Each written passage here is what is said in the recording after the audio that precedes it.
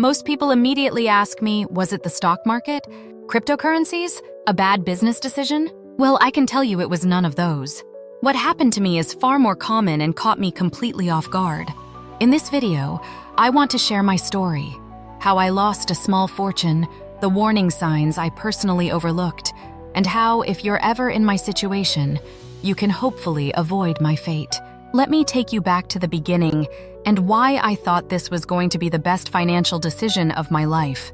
In 2010, I started my first real job. I worked at a video game startup developing Facebook games in Silicon Valley, California. My job was pretty simple. I earned about $38,000 a year answering customer inquiries. The company was called Kabam, and it gained fame when it bought the naming rights for UC Berkeley's Cal football field for $15 million. But how did I get this job? Through a childhood friend named Steph. She was one of the first employees and told me how amazing the company was and how she had received a ton of stock options and equity.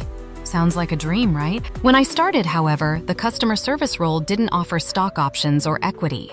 But I worked there anyway, hoping that one day I'd receive some. I somehow knew that stock options could be the key to real wealth. Who hasn't heard those success stories about people retiring early after cashing in big at startups? Fast forward 2 years into the job, and although I was promised promotions for good performance, which might one day include equity, it just never happened. Companies sometimes tell you what you want to hear to keep you motivated, but do they always mean it? So, I left that job and ventured into the financial side of my life. I became a financial advisor and interned at an investment bank. But you know what? Despite those jobs, I was still dreaming of that big payday. Do you know that feeling?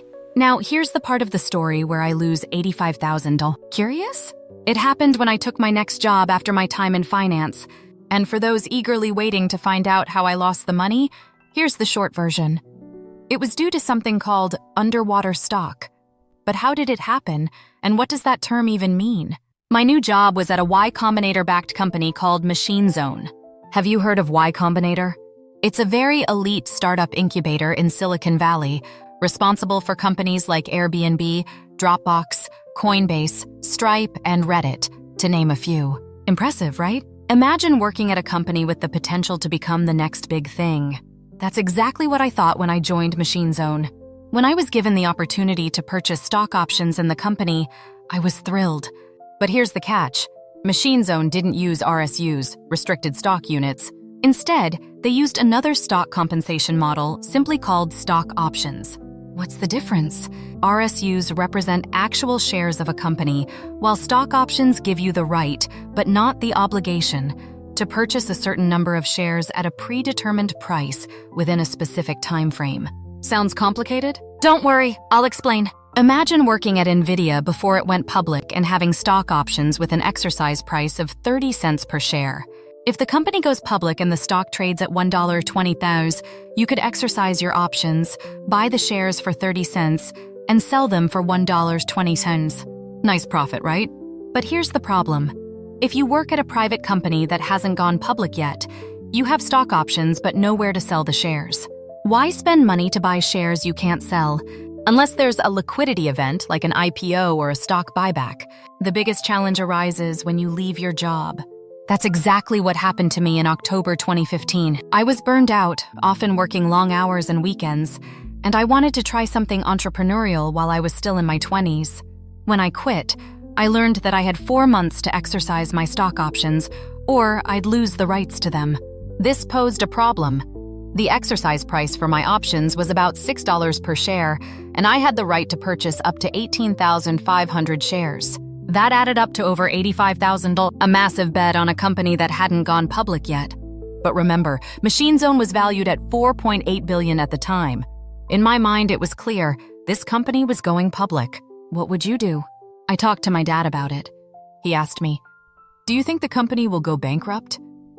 I said, "No." He continued, "Do you think it will still be worth something, even if it loses value?" I said, "Yes, it should be." So he said, "Then it sounds like a good bet. What's the worst that can happen?" So, I bought the shares, nearly 17,000 shares for a total of almost $85,000. And let me tell you, it wasn't the best decision.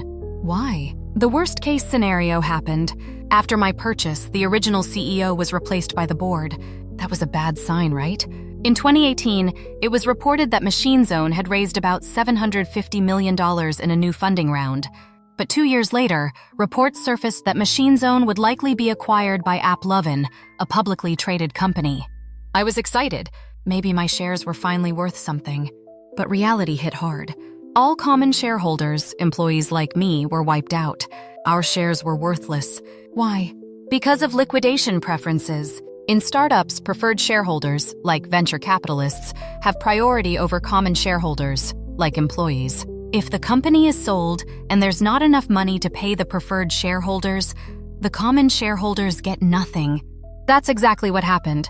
Investors had poured over $1.2 billion into the company, but it was sold for just $480 million. All the value went to the preferred shareholders. My investment? Worthless. What can we learn from this? Here are 3 takeaways. Understand the key components of the company before buying stock. How many shares are outstanding? What are the liquidation preferences? Assess whether your company is truly on track for an exit or if they're just spinning a story to keep you there. Look at comparable companies in your industry. Consider asking for a higher salary or bonus instead of stock if the risk seems too high. Equity-based compensation is always a risk. But if you find an exceptional company with great growth potential, you can make a lot of money very quickly. That was my cautionary tale of how I lost $85,000. Have you had similar experiences?